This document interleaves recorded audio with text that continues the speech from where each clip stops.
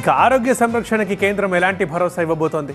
ప్రజారోగ్యానికి అధిక ప్రాధాన్యత ఇస్తున్నామని చెబుతున్న కేంద్రం ఎలాంటి ధీమా కల్పిస్తుందన్నది ఆసక్తిగా మారింది. ఆరోగ్య బీమా ఇస్తున్నామంటున్న మోదీ సర్కార్ మొత్తంగా వైద్య రంగంపై ఎలాంటి ఉపశమనం ఇవ్వబోతోంది? వైద్య ఖర్చులు అందనంత స్థాయికి చేరడంతో బడ్జెట్ పై సామాన్య మధ్యతరగతి ప్రజలు అనేక ఆశలు పెట్టుకున్నారు. ఆరోగ్య రంగానికి కేంద్రం ఎలాంటి సంరక్షణ కల్పిస్తుంది అన్న దానిపై ఆసక్తిగా ఎదురుచూస్తున్నారు. పబ్లిక్ హెల్త్ కేర్ ఇన్ఫ్రాస్ట్రక్చర్ కు కేటాయింపులు, హెల్త్ ఇన్సూరెన్స్ ప్రీమియంపై పన్ను ప్రయోజనాలను ఆశిస్తున్నారు.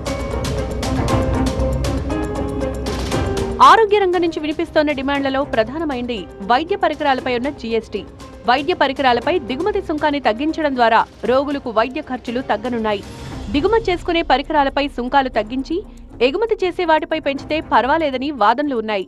అలాగే హెల్త్ ఇన్సూరెన్స్ మినహాయింపు పరిమితి పెంచాలని డిమాండ్ ఉంది. ఇలా చేయడం ద్వారా చాలా వర్గాలకు ఆరోగ్య సంరక్షణ కళ చేరువవుతుందని నమ్ముతున్నారు.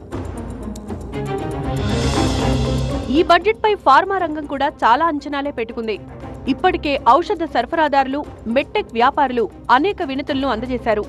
2047 నాటికి $450 బిలియన్ ఫార్మా రంగం చేరుకోనుందని నిపుణుల అభిప్రాయం. అంతేకాదు వైద్య పరికరాల స్థానిక ఉత్పత్తి, గ్రామీణ ఆరోగ్య సంరక్షణను ప్రోత్సహించాలన్న డిమాండ్ వినిపిస్తోంది. జీవిత బీమా, టర్మ్ ఇన్సూరెన్స్ కోసం ప్రత్యేకమైన పన్ను మినహాయింపిస్తే కేంద్ర ప్రభుత్వం తలపెట్టిన 2047 నాటికి భారతదేశ ఆర్థిక వ్యవస్థ బలోపేతం లక్ష్యం నెరవేరే అవకాశం ఉందన్న వాదన ఉంది.